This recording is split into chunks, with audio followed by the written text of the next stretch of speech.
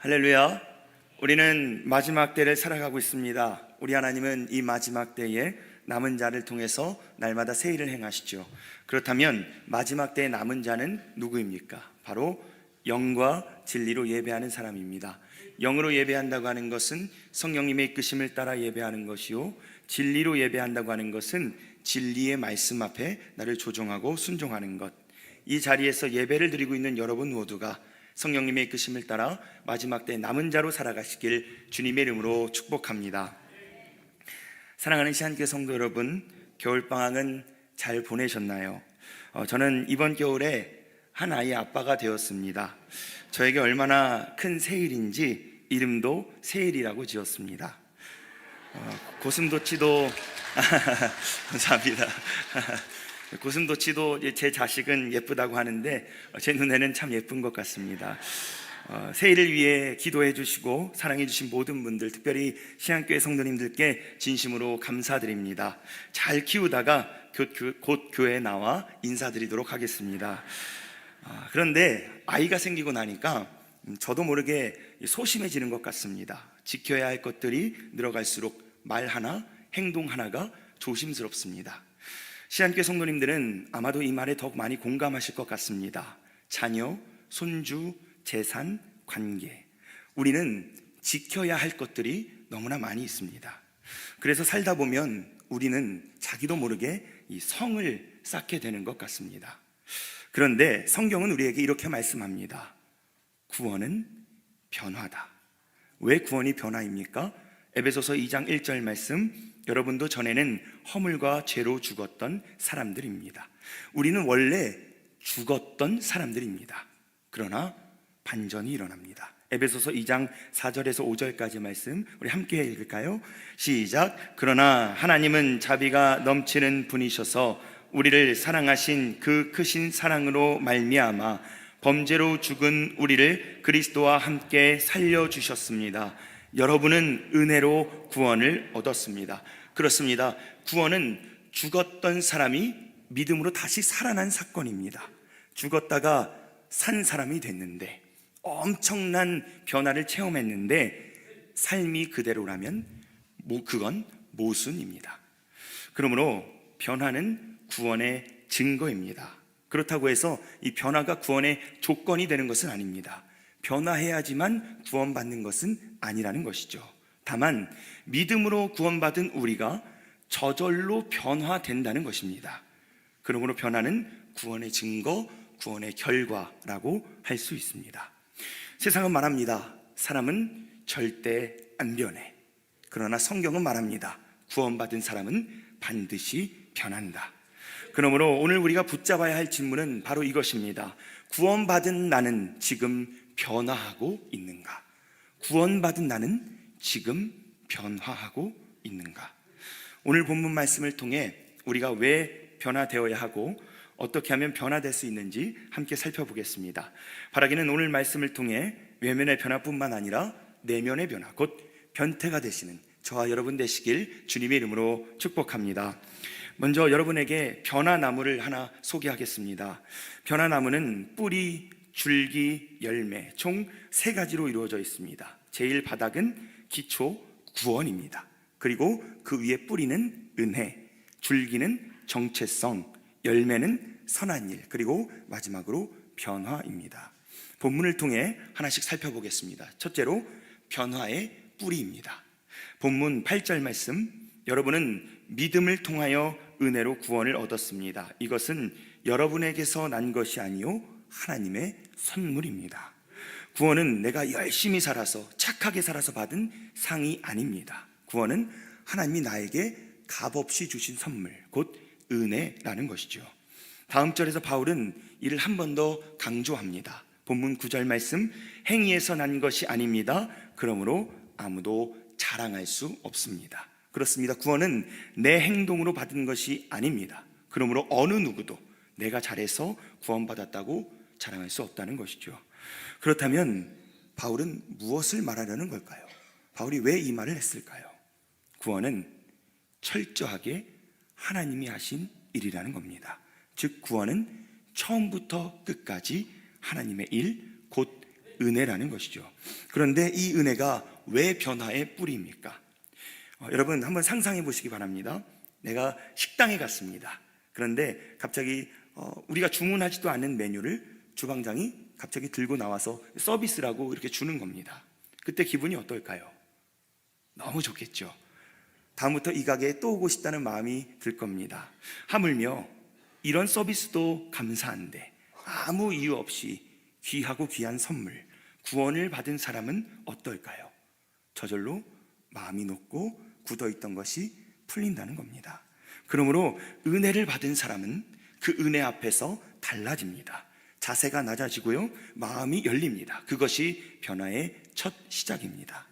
그런데 반대로 이 은혜를 잊어버리면 어떻게 될까요? 굳어집니다. 내가 이만큼 했다, 내가 이만큼 알고 있다, 내가 이런 사람이다.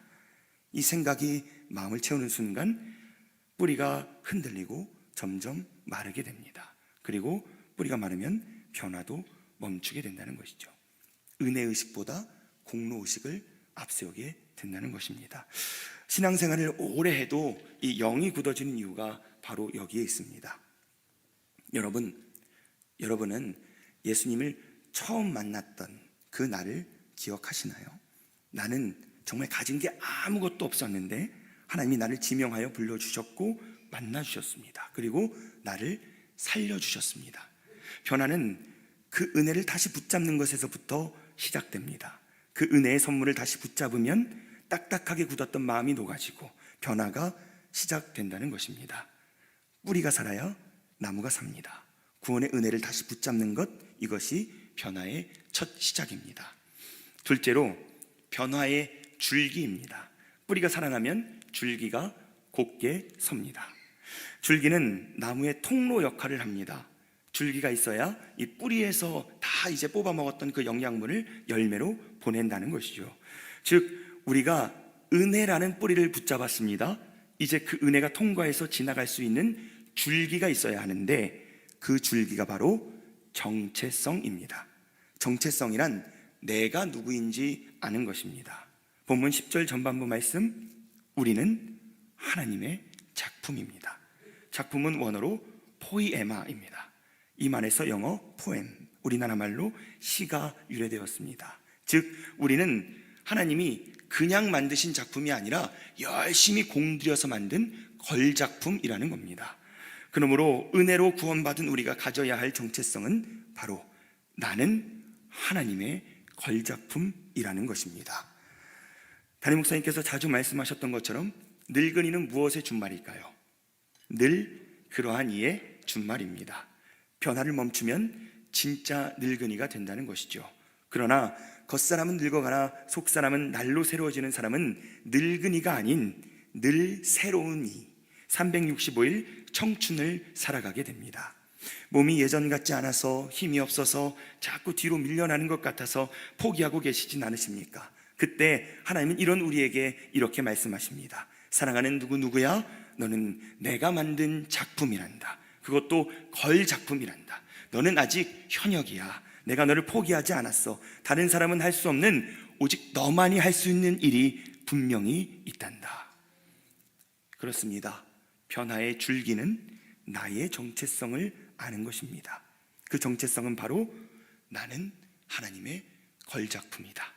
나는 아직 끝나지 않았다. 나는 아직도 쓰임받고 있다. 나는 하나님이 쓰시기에 좋은 도구다. 이 메시지를 분명히 붙잡는 것입니다. 그러므로 우리는 영어 END, end, 끝나는 인생이 아니라 앞에 E자를 A자로 바꿔서 AND, end, 그리고 인생을 살아야 한다는 것입니다. 나는 하나님의 걸작품이다. 이 정체성을 바로 세우는 것, 이것이 변화의 줄기, 곧 과정입니다. 셋째로 변화의 열매입니다. 뿌리가 살고 줄기가 섰습니다. 이제 열매의 차례입니다. 본문 10절 말씀 우리 함께 읽겠습니다. 우리는 하나님의 작품입니다. 선한 일을 하게 하시려고 하나님께서 그리스도 예수 안에서 우리를 만드셨습니다. 우리가 선한 일을 하며 살아가게 하시려는 것입니다. 뿌리가 살고 줄기가 살면 열매는 저절로 맺힙니다. 그 열매가 바로 선한 일입니다. 그런데 여기서 우리가 한 가지 짚고 넘어가야 할 부분이 있습니다. 선한 일은 우리가 소위 생각하는 착한 일, 도덕적인 일이 아니라는 것이죠. 10절 말씀을 다시 주목해서 보면 하나의 전제가 붙습니다. 본문 10절 전반부 말씀, 우리는 하나님의 작품입니다. 선한 일을 하게 하시려고 하나님께서 그리스도 예수 안에서 우리를 만드셨습니다. 그리스도 예수 안에서. 선한 일 앞에 이 말이 붙어 있습니다. 이는 곧 세상에서의 선한 일이 아니라 그리스도 예수 안에서의 선한 일입니다. 이는 쉽게 말해 예수님처럼 사는 것입니다. 나는 죽고 예수님으로 사는 삶, 끊임없이 예수님을 바라보며 주님을 닮아가는 삶, 이것이 성경에서 말하는 선한 일입니다. 그렇다면 예수님을 닮아가는 삶은 무엇일까요? 어떻게 해야 할까요? 예수님 말씀에 순종하는 것입니다. 내가 뭘 하려고 하지 말고 예수님이 하라고 하시면 예 알겠습니다 하고 하는 것이고, 하지 말라고 하면 예 알겠습니다 하고 하지 않는 것입니다. 이것이 예수님을 닮아가는 삶입니다. 그리고 우리는 다음에 오는 세 단어를 주목해야 합니다. 본문 10절 하반절 말씀, 하나님께서 이렇게 미리 준비하신 것은 우리가 선한 일을 하며 살아가게 하시려는 것입니다. 첫 번째, 미리 준비하신 것은 내가 만들어내는 것이 아닙니다. 하나님이 직접 우리를 위해 준비해 놓으셨습니다. 두 번째, 우리가 특정한 사람에게만 해당되는 말씀이 아닙니다. 이 자리에 앉아 계신 여러분 한 분 한 분을 위해 준비된 선한 일이 있다는 것이죠. 마지막, 살아가게. 가끔 행사나 이벤트처럼 가끔 발생하는 것이 아니라 그렇게 살아가는 것입니다. 삶으로 선한 일을 하게 하신다는 것이죠. 뿌리가 깊고 줄기가 곧으면 열매는 반드시 저절로 맺힙니다. 다시 강조하지만 선한 일은 도덕이 아닙니다. 내가 뭘 열심히 해서 뭘 얻으려는 게 아닙니다. 세상의 기준에 선함을 맞추는 것이 아닙니다. 이 성경에서의 착함은 예수님을 닮는 삶입니다.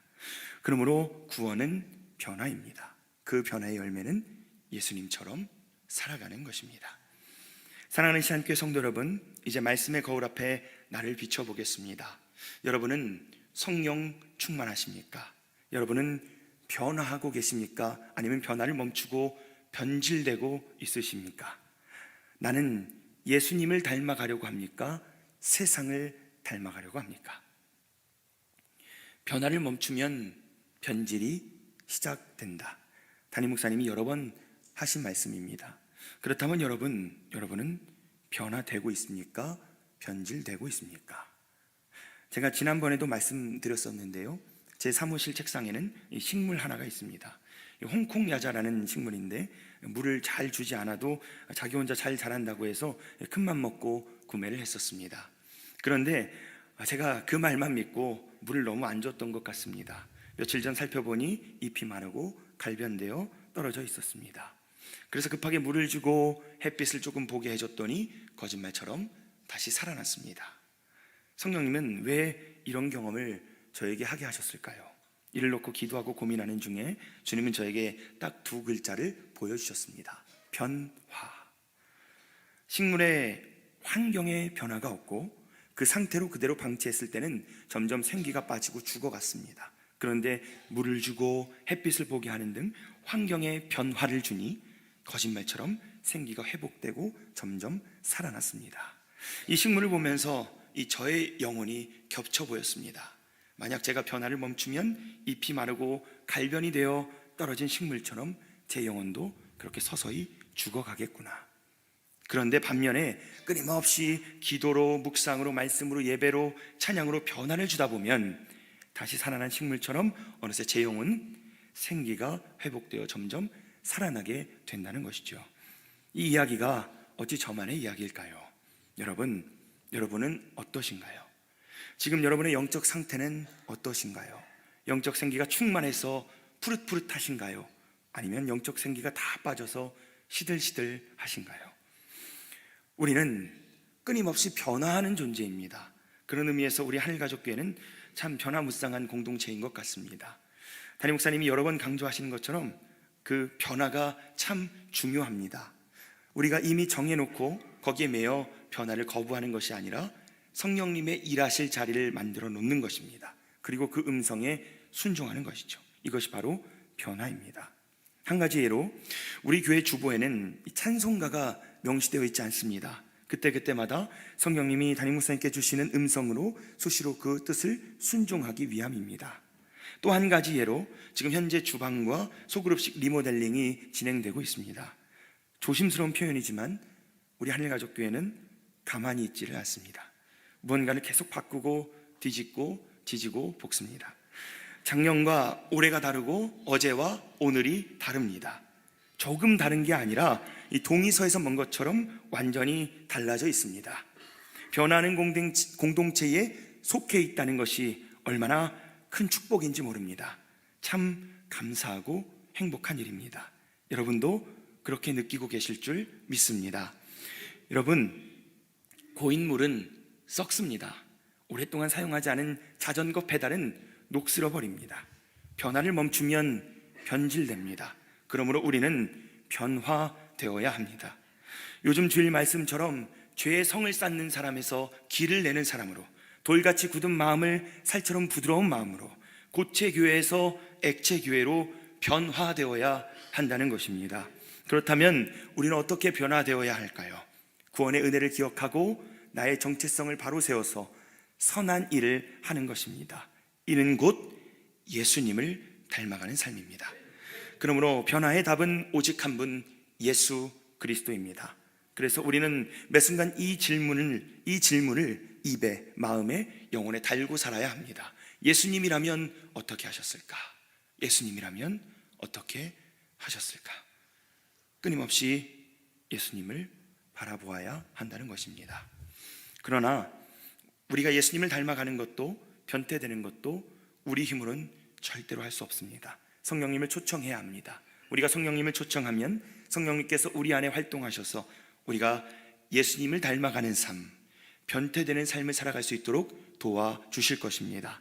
바라기는 성령 충만함으로 예수님을 닮아가시는, 변태되시는, 늘 그러한 이가 아니라 늘 새로운 이로 살아가시는 저와 여러분 되시길 주님의 이름으로 축복합니다.